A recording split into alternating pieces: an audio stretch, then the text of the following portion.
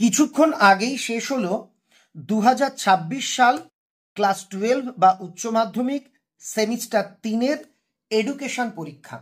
আমরা একে একে এডুকেশনের প্রশ্নপত্র এবং তার সমাধান তোমাদের দেখিয়ে দেব।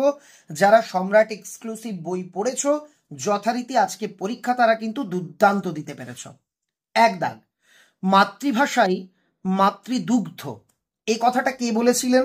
আমাদের গর্ব, বাঙালির আবেগ, রবীন্দ্রনাথ ঠাকুর। অপশন ডি সঠিক উত্তর। চলে যাব পরের প্রশ্ন।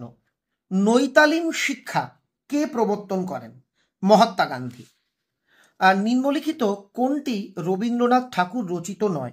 শিক্ষার হেরফেরও উনি লিখেছেন, শিক্ষার বাহন, স্ত্রী শিক্ষা, এগুলো লিখেছেন, কিন্তু রবীন্দ্রনাথ ঠাকুর লেখেননি ভারত পথিক।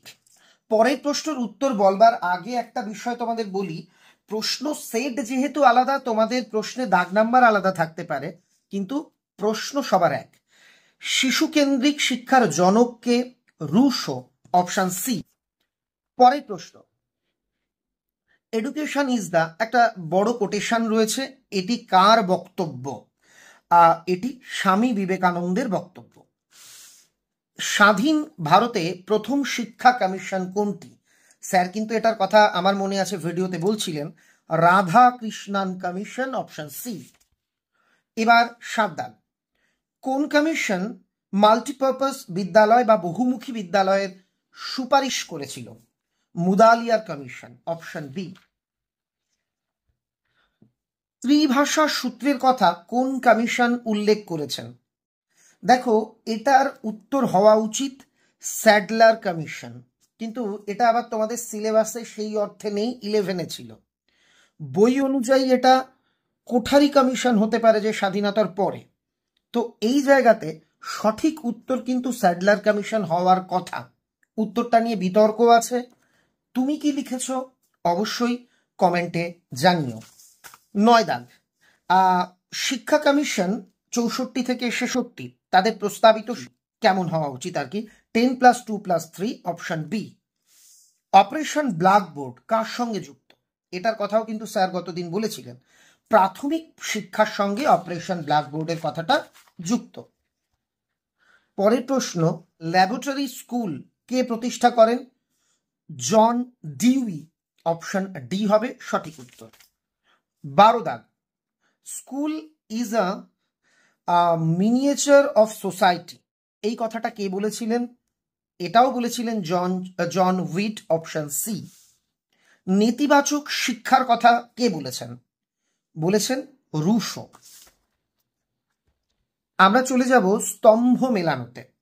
ক স্তম্ভ খ স্তম্ভ মেলানোর কথা আছে, এখানে সঠিক উত্তর হবে বি দাগ। আমরা একটুখানি তোমাদের দেখিয়ে দিই, যেমন 3-এর সঙ্গে এ, শ্রীনিকেতনের সঙ্গে রবীন্দ্রনাথ ঠাকুর, এইভাবে তোমরা মিলিয়ে দেখে নিও, এটা হবে এ দাগ। চলে যাব আমরা 15 দাগ, বিশ্বভারতী কবে প্রতিষ্ঠিত হয়? 1921 খ্রিস্টাব্দে বিশ্বভারতী প্রতিষ্ঠিত হয়।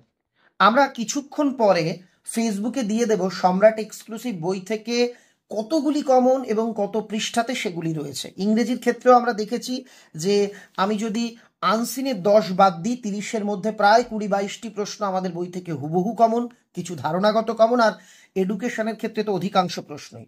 2020 সালের জাতীয় শিক্ষানীতির সুপারিশ অনুসারে শিক্ষা সংশোধিত কাঠামোটি কেমন হবে? 5+3+3+4 হবে। পরের প্রশ্ন, ডিআইইটি প্রতিষ্ঠার সুপারিশ করা হয়েছিল, এটা উত্তর বি 1986 সালের জাতীয় শিক্ষানীতিতে। সমাজের মধ্যে বিভিন্ন অর্থনৈতিক স্তরের ব্যক্তিদের মধ্যে সমবন্টনের নীতিকে কি বলা হয়? অনুভূমিক সাম্য ব্যবস্থা বলা হয়, অনুভূমিক সাম্য ব্যবস্থা। Option B. আবার একটা স্তম্ভ মেলানো রয়েছে 19 দাগে, বিভিন্ন ধারা, স্যার কিন্তু লাস্ট ভিডিওতে ধারাগুলো পড়তে বলেছিলেন, এখানে সঠিক উত্তর হবে অপশন সি। তোমরা প্রশ্নটা উত্তরটা দেখে নিলে। আমরা এবার আসবো 20 দাগে। 20 দাগের প্রশ্ন, ইডব্লিউএস শ্রেণীর অন্তর্ভুক্ত হওয়ার জন্য একটি শর্ত কি? পরিবারের বার্ষিক আয় কত? 4 লক্ষ। পরের প্রশ্ন, এখানেও স্তম্ভ মেলানো রয়েছে অপশন বিতে, এখানে সঠিক উত্তর হবে অপশন বি। গ্রুপ বিতে সঠিক উত্তর অপশন বি। এই যে ভাষা প্রক্রিয়ার সমস্যা, গণিত সম্পর্কিত সমস্যা, এগুলো তোমরা দেখে নিও। অক্টোভ ব্যান্ড যন্ত্রের সাহায্যে কি পরিমাপ করা হয়? বধিরতা পরিমাপ করা হয়। এবার 25 দাগ, নিচের কোনটি অটিজমের বৈশিষ্ট্য নয়? সবগুলোই এর মধ্যে বৈশিষ্ট্য আছে, একটা নেই, সেটা হলো সি দাগ, সঞ্চালন ক্ষমতার প্রতিবন্ধকতা। নেক্সট 26 দাগ, আরইটি অ্যাক্ট কার্যকরী হয় 2010-এ। ইতিবাচক মনোবিজ্ঞানের জনক কে? মার্টিন সেলিগম্যান। আমরা পরবর্তী প্রশ্ন এবার দেখব।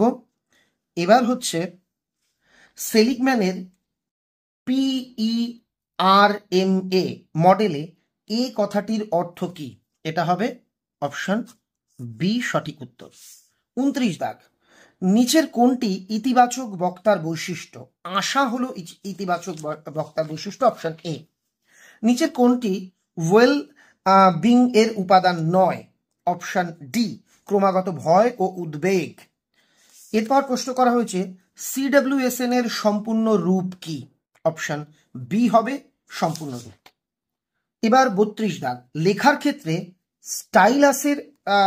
স্টাইলাসের সাহায্য নেয় কারা? নেয় দৃষ্টিহীন শিশুরা। 33 দাগ, সম্পূর্ণ বধিরতা ড্যাশ ডেসিবেলের বেশি শব্দ শুনতে পারে না। এখানে হবে 70 ডেসিবেল, এর বেশি শব্দ শুনতে পারে না।